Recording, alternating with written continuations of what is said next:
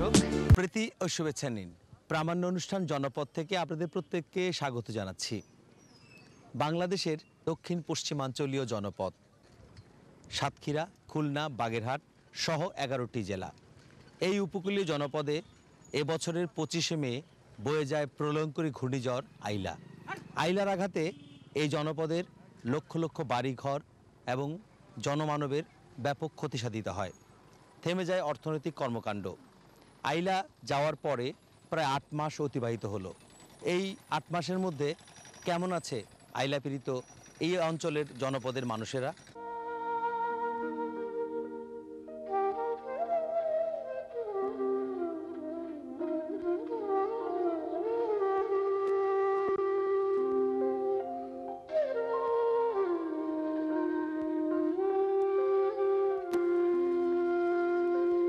বৈশ্বিক জলবায়ু পরিবর্তন মানব সভ্যতার জন্য সবচেয়ে বড় হুমকি হয়ে দাঁড়িয়েছে। এর সুদূর প্রসারী প্রভাবের ফলে ঝুঁকির মুখে পড়েছে বাংলাদেশ।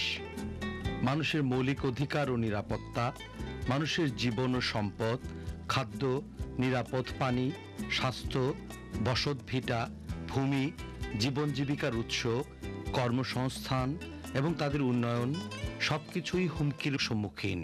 প্রতাপনগর ইউনিয়ন আইলায় ক্ষতিগ্রস্ত একটি জনপদ। এই জনপদের চারিদিকে নদী দ্বারা বেষ্টিত। 25শে মে আইলা যখন আঘাত করে তখন এই জনপদ একবারে নিশ্চিহ্ন হয়ে গিয়েছিল। আমরা এবার কথা বলছি স্থানীয় কয়েকজন অধিবাসীর সঙ্গে। আচ্ছা, আপনি বলেন তো যে আপনাদের এই যে আইলাতে আপনাদের কি কি ক্ষতি হয়েছে? আপনার আমাদের ঘর বাড়ি কিছুই নেই। আমরা এখন বর্তমান একটা গাছের তলায় বাস করি। আমাদের বাসা কাছে খুব কষ্টে বাস করতে আছে।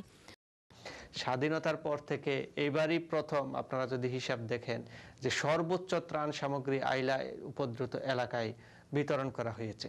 আমাদের এলাকায় এই পর্যন্ত প্রায় 3500 মেট্রিক টন চাউল জিআর হিসেবে দেওয়া হয়েছে, যেটা এ যাবৎকালের জন্য সর্বোচ্চ স্বাধীনতার পর থেকে। সরকার যদিও কোনো সংস্থাকে আমন্ত্রণ জানায় নাই, তারপরেও মানবিকতার আবেদনের সাড়া দিয়ে আমরা দেখেছি আইলার শুরু পরদিন থেকেই ব্যাপক এনজিও, বিভিন্ন ব্যক্তি সংস্থা, বিদেশি সংস্থা ত্রাণ সামগ্রী নিয়ে এসেছে এবং ব্যাপক ত্রাণ সামগ্রী বিতরণ করা হয়েছে। না খেয়ে বা বিনা চিকিৎসায় কোনো লোক মারা যায় না। এটাই সরকারের, আমরা মনে করি যে ত্রাণ কার্যক্রম সফলতার একটা বড় উদাহরণ। আমরা পুনর্বাসনের কার্যক্রমের অংশ হিসাবে 4,98,00,000 টাকা গৃহ নির্মাণের জন্য জনসাধারণের মাঝে বিতরণ করেছি। আপনারা সকলেই জানেন যে বর্তমানে 75 দিনের কাজ চলছে সরকারের, এটা একটা বিশেষ কর্মসূচি। এই কর্মসূচিটার অধীনে আমাদের এলাকায় প্রতিদিন 12,000 লোক কাজ করছে 100 টাকার বিনিময়ে। তো এটা আমাদের এলাকার এই যে আইলা বিধ্বস্ত এলাকার জনপদের জনগণের ক্রয় ক্ষমতা বাড়াতে ব্যাপক ভূমিকা পালন করছে। আইলার আঘাতের দীর্ঘ 7 মাস অতিক্রান্ত হয়েছে। বর্তমানে দুর্যোগ পীড়িত এই জনপদের মানুষেরা মাথা তুলে দাঁড়াতে প্রাণপণ চেষ্টা চালিয়ে যাচ্ছে। এ ব্যাপারে স্থানীয় প্রশাসনের পাশাপাশি বেসরকারি স্বেচ্ছাসেবী সংগঠনগুলো এগিয়ে এসেছে। দেশি বিদেশি এইসব স্বেচ্ছাসেবী সংগঠনগুলো ব্যাপক উন্নয়ন কর্মযজ্ঞ চালিয়ে যাচ্ছে। আমরা এখন অবস্থান করছি সুন্দরবনের একেবারে লাগোয়া ফলপেটোয়া নদীর পাশে শ্যামনগরের একটি গ্রামের সামনে। আমরা কথা বলছিলাম একটি স্বেচ্ছাসেবী সংস্থার একজন নির্বাহীর সঙ্গে। আপনারা জানেন যে আইলায়, এই অঞ্চল দক্ষিণ পশ্চিমাঞ্চলে আইলার একটা প্রলয়ঙ্করী আইলায় এই অঞ্চলের ব্যাপক ক্ষতি হয়েছে। প্রথম অবস্থায় আমরা এই মানুষগুলোর পাশে দাঁড়াই। তাদের ঘরগুলো একেবারে ভেঙে গেছে, তাদের চিংড়ি ঘের উজাড় হয়ে গেছে, বিলীন হয়ে গেছে। এগুলোকে তাদের দিনমজুর খাটার কোনো জায়গা নেই।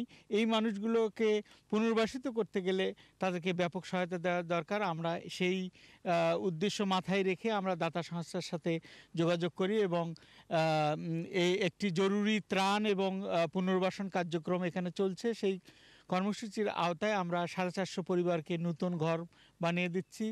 প্রায় 2150 পরিবারকে আমরা পুনর্বাসনের আওতায় আমরা গৃহ নির্মাণ সামগ্রী এবং নগদ অর্থ দিচ্ছি। এর সাথে সাথে আপনারা জানেন যে এই অঞ্চলে জলোচ্ছ্বাসের ফলে এবং আইলার ফলে এখানে পানীয় জলের যে উৎসগুলো, নদীগুলো, পুকুরগুলো, তারপরে আমাদের টিউবওয়েলগুলো সম্পূর্ণ ধ্বংস হয়ে গেছে। স্যানিটারি ল্যাট্রিনগুলো একদম নষ্ট হয়ে গেছে। সেগুলো বিবেচনা করে আমরা এখানে ডিপ টিউবওয়েল প্রতিস্থাপন করেছি। আমরা কিছু পন্ডস অ্যান্ড ফিল্টার, মানে এক ধরনের বিশেষ ব্যবস্থায় পুকুরের জলকে পরিশোধন করে সেগুলো খাবার ব্যবস্থা করেছি। আমরা যদি সবাই প্রচেষ্টা চালাই তাহলে এই ভাগ্যহত মানুষগুলো, এই যে মানুষগুলোর ব্যাপক ক্ষতি হয়েছে, সেই মানুষগুলো আবারও স্বাভাবিক জীবনে ফেলে আসতে পারে, আমরা সেই প্রত্যাশা করি। আমরা এখন আটিরূপা গ্রামে অবস্থান করছি। এখানে যারা কাজ করছেন স্বেচ্ছাসেবী সংগঠন, এমনি একটি স্বেচ্ছাসেবী সংগঠনের একজন কর্মকর্তার সঙ্গে কথা বলছি। প্রথম ছিল যে তাদেরকে উদ্ধার করা এবং রাস্তাঘাটগুলি পরিষ্কার পরিচ্ছন্ন করে দেয়া। তারপরে মানুষের তখন সবচেয়ে বেশি ক্রাইসিস যেটা ছিল সেটা হচ্ছে যে স্যালাইন ওয়াটার ঢুকে পড়ার কারণে মানুষের পানির কোনো সংস্থান ছিল না, খাবার পানি ছিল না, গোসল করার পানি ছিল না, কাপড় চোপড় ধোয়ার কোনো সুযোগ সুবিধা ছিল না। বিশেষ করে মহিলাদের জন্য এক অবর্ণনীয় সিচুয়েশন তৈরি হয়েছিল। আমরা ঠিক সেই মুহূর্তে আমরা এই এলাকায় কোনো পানি সংস্থা না থাকার কারণে আমরা প্রথমে সাতক্ষীরা থেকে পরে শ্যামনগর থেকে এবং বিভিন্ন অঞ্চল থেকে ওয়াটার টেকিং করে এনে আমরা বিভিন্ন বাড়িতে পানি পৌঁছে দিয়েছি। তো 28 তারিখ থেকে আমরা রিলিফ শুরু করি। রিলিফ 2-3 দিন দেওয়ার পরে আমরা যেটা দেখলাম সেটা হচ্ছে যে পানি এসে আবারও এলাকা তলিয়ে যাচ্ছে। যখনই জোয়ার আসে, এলাকায় সাধারণত প্রতিদিন 2বার জোয়ার আসে, তখন আমরা কাজের বিনিময়ে অর্থের মাধ্যমে প্রতিদিন 150 টাকা করে আমরা প্রায় 1145 জন লেবার নিয়োগ করি এই বেড়িবাঁধগুলো নির্মাণ করার জন্য। 4 দিনের মধ্যে আমরা প্রায় 1 কিলোমিটার বেড়িবাঁধ রিপেয়ার করি। এরপরে আরও ছোট ছোট অনেক বেড়িবাঁধ আমরা রিপেয়ার করি। বিশেষ করে ইনফ্রাস্ট্রাকচারাল যে সমস্ত ক্ষতিগুলি হয়েছে এগুলি নিয়েও আমাদের অনেক বড় প্ল্যান আছে। আমরা জানুয়ারি থেকে এই প্রজেক্টগুলো আমরা শুরু করবো ইনশাল্লাহ। আচ্ছা, আপনি আমাদেরকে বলেন যে আপনারা তো এই যে সরকারি পর্যায়েও এখানে ত্রাণ দিচ্ছে, পুনর্বাসন প্রক্রিয়ার সঙ্গে যুক্ত আছেন, বেসরকারিও আছে। আপনারা সরকারের সঙ্গে কিভাবে সমন্বয় সাধন করেন উন্নয়ন কর্মকাণ্ডটা? আসলে আইলার যে ক্ষতিগ্রস্তটা হয়েছে সেটা কিন্তু শিডিউলের চেয়ে অনেক বেশি। গভর্নমেন্ট প্রথম দিকে দেখেছে, তারপরে গভর্নমেন্ট এখানে যেটা নিয়েছে যে গভর্নমেন্ট এনজিও এবং জিওদের একসাথে মিলিতভাবে এই কার্যক্রমগুলো চালাইছে, যার কারণে আপনারা জানেন যে একজন মানুষও কিন্তু এখনো পর্যন্ত আইলাতে মারা যায়নি। ক্ষতির পরিমাণ হয়তো অনেক বেশি হয়েছে, কিন্তু মানুষের এটা অনেক কম হয়েছে।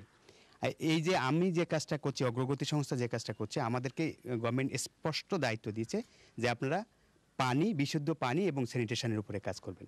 এবং আমাদের এরিয়াও সিলেকশন করে দিয়েছে। আমরা হলো শ্যামনগরের আটুলিয়া ইউনিয়ন পরিষদে কাজ করছি, ইউনিয়নের সমস্ত জায়গাগুলোতে পানি এবং স্যানিটেশন নিয়ে কাজ করছি।